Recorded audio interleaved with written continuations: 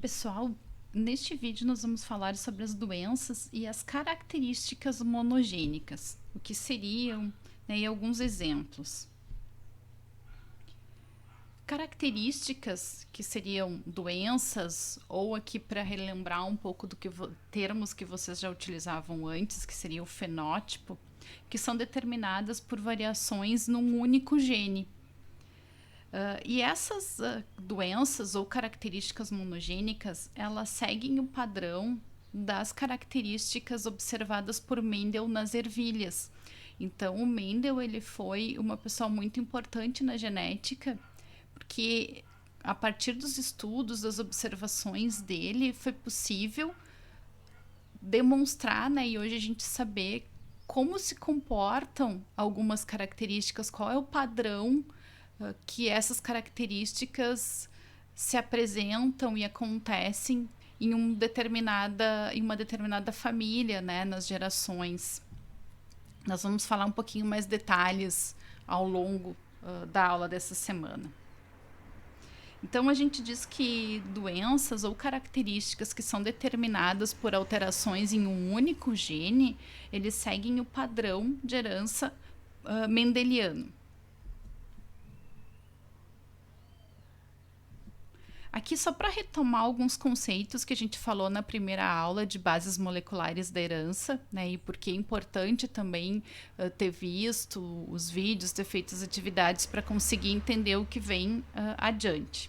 Tá? Aqui nós temos 2 cromossomos homólogos representados, lembrando que, como somos diploides, nós sempre herdamos um dos cromossomos é de origem paterna, o outro cromossomo é de origem materna, e que nós temos 23 pares desses cromossomos homólogos.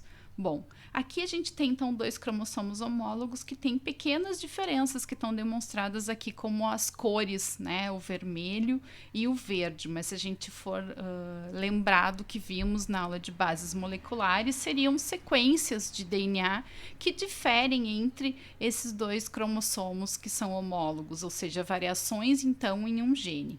E essas variações no gene, nós damos o nome de alelo. E aqui, então, o vermelho está representado o alelo azão, uma sequência de DNA, lembrando, e o verde, o azinho. Né? Então, azão e azinho são os alelos.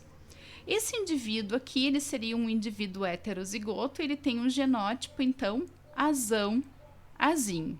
E o que seria o fenótipo? O fenótipo seria a característica que este gene é capaz de determinar no indivíduo, né? Ou a doença que este gene, uma mutação nesse gene pode causar nesse indivíduo.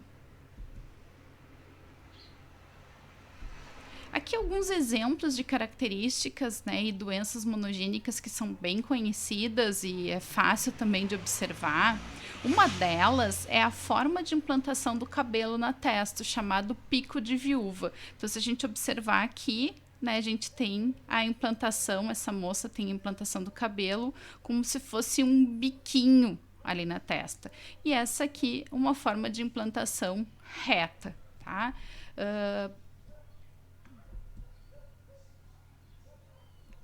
Outro exemplo também interessante de doenças ou características monogênicas seria a capacidade de enrolar a língua, como está mostrando aqui essa moça.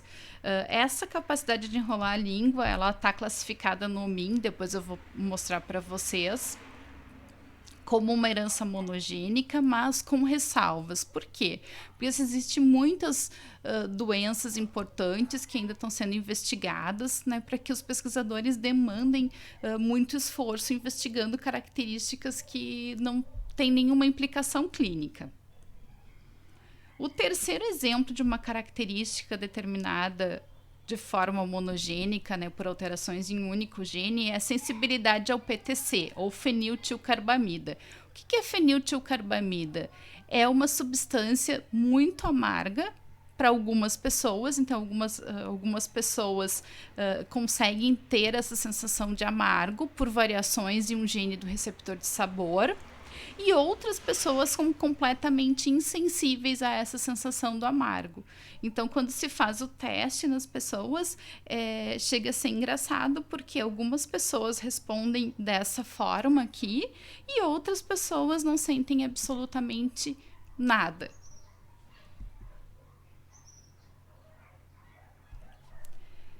Uma estimativa do Dominha, então, é que existem 7.315 doenças ou características que têm um padrão de herança monogênica, mas apenas 57% delas já se conhece qual gene mutado que estaria relacionado com essa doença.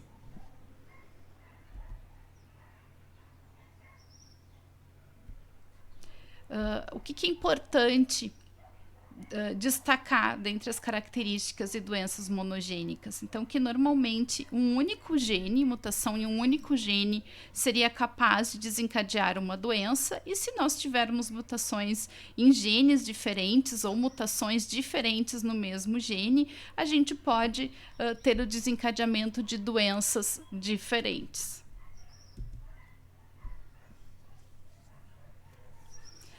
E que, como algumas características, algumas doenças, elas podem ser ocasionadas por alterações na produção de enzimas de uma rota enzimática, ou seja, se precisa de mais de uma enzima para sintetizar um produto final. Então, mutações nos genes dessas duas enzimas são capazes de desencadear o mesmo fenótipo, ou seja, a mesma doença.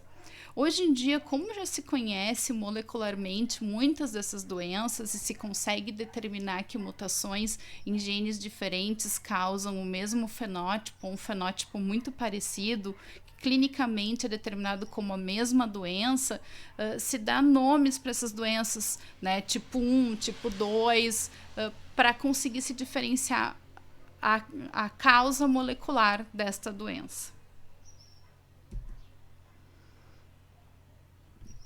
E as características ou doenças monogênicas, elas têm manifestação clínica normalmente na infância, né? Então, existem dados de que 89%, quase 90%, das doenças genéticas com padrão de herança monogênico, eles vão se manifestar ainda na infância, ainda na primeira infância. Aqui aquela base de dados que eu falei para vocês, essa base de dados, ela está agrupada junto com outras bases de dados do NCBI, tá? É o OMIM, e ela é uma base de dados que vocês podem encontrar informações, né, clínicas, informações sobre artigos científicos, informações sobre genes relacionados a todas as doenças e características monogênicas que já foram descritas. É possível procurar nessa base de dados tanto a partir do nome da doença como a partir do gene, né? Então, se vocês tiverem curiosidade de saber se mutações em um determinado gene podem estar relacionadas com doenças monogênicas, é possível procurar aqui. Ou se vocês ouviram falar de alguma doença genética e vocês querem saber se é uma doença monogênica, vocês também podem procurar aqui nessa base de dados OMIM. E cada uma das doenças genéticas que está catalogada lá, ela tem um número, que vocês vão ver que eu vou colocar em todos os slides dessas aulas, um número que seria a identidade dessa doença dentro do OMIM.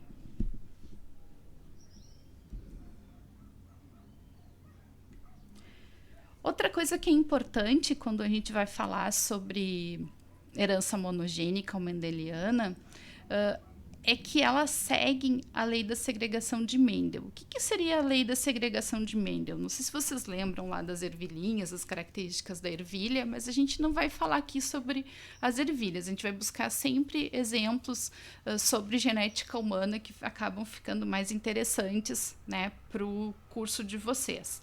Mas o que seria essa lei da segregação de Mendel?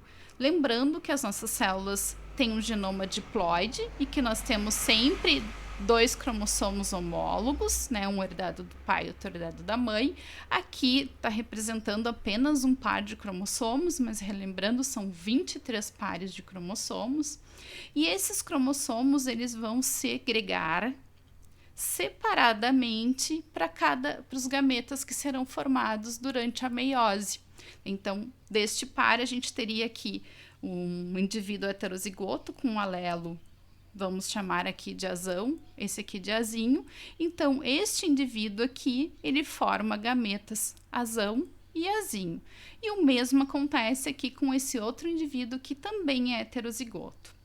E no momento da fecundação, é possível a formação de qualquer um destes embriões, né, com a combinação dos dois alelos diferentes que geraram gametas diferentes, tanto para um indivíduo quanto para o outro, e a possibilidade, então, da formação de qualquer um destes embriões com genótipos homozigotos azão, homozigotos azinho ou heterozigotos.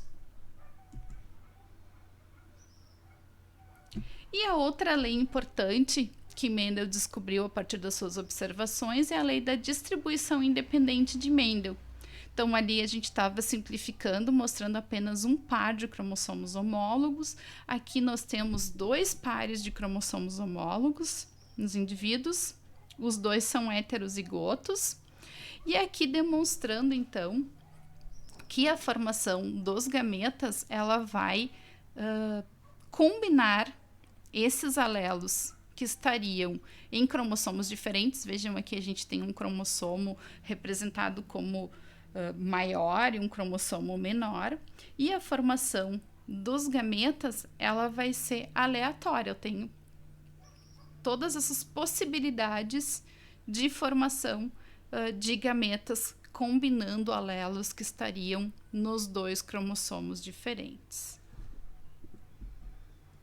Então, aqui, aquele exemplo, essa figura aqui, ela demonstra aquela parte do estudo do Mendel onde ele observa mais de uma característica, né? A partir dessa observação de mais de uma característica, que era a cor, poderia ser a cor das ervilhas, e se a ervilha era lisa ou rugosa, a partir dessa observação ele conseguiu estabelecer essa lei da distribuição independente.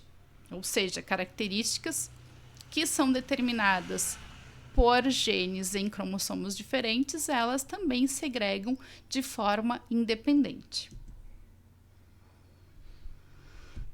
Os métodos de estudo das doenças monogênicas normalmente envolvem a avaliação de famílias, para ver como que essas doenças segregam nas famílias. E o método de estudo, então, se utiliza heredogramas, né? Que a gente tem representado um heredograma, onde a gente representa os casamentos, os filhos gerados a partir desse casamento, e cada uma dessas linhas seria uma geração. Então, aqui a gente tem a primeira geração com esse casal, a segunda geração com os filhos desse casal e mais um casamento, a terceira geração seriam os netos, e assim por diante. Relembrando, os círculos representam mulheres, os quadrados representam homens, e se o quadrado ou o círculo estiverem completamente preenchidos, são determinados os indivíduos que são afetados por uma determinada doença ou apresentam uma característica específica com padrão de herança monogênico. Essas linhas aqui entre os indivíduos representam casamentos, e aqui representam a prole, né? Aqui mais um casamento e a prole, então, deste casamento e os casamentos já gerados a partir disso. A observação desses heredogramas muitas vezes possibilita determinar qual tipo de padrão de herança que se tem, né? E isso muitas vezes ajuda na elucidação do quadro, porque nem sempre o quadro clínico ele é muito óbvio para a determinação de uma certa característica. Então, muitas vezes é preciso avaliar como essa doença ou essa característica segrega nas famílias. É claro que hoje em dia as famílias são cada vez menores, né, e isso diminui bastante as informações que o heredograma é capaz de nos passar. Então, uma breve revisão, né, sobre doenças ou características. que 57% das doenças genéticas ou características já foram associadas aos genes, né? Ou seja, genes quanto mutados, eles podem determinar essa doença, já se conhece isso, né? Então um pouco mais da metade. Mutações em um gene podem causar mais de uma doença se forem mutações diferentes. É possível que mutações no mesmo gene causem doenças diferentes. E a mesma doença ela pode ser causada por mutações em mais de um gene se esses genes estiverem na mesma rota de ação. Né, a produção, as proteínas que são produzidas a partir desses genes estejam na mesma rota de ação. Claro que quando já se conhece molecularmente, se sabe que as mutações são em genes diferentes, essas doenças acabam recebendo o nome tipo 1, tipo 2, tipo 3, de acordo com o gene mutado. As características ou doenças monogênicas seguem as leis de Mendel, que seria então a lei da segregação e da distribuição independente. E para o estudo das doenças mendelianas ou monogênicas, se utilizam os heredogramas. Então era isso, pessoal, para essa primeira parte da aula.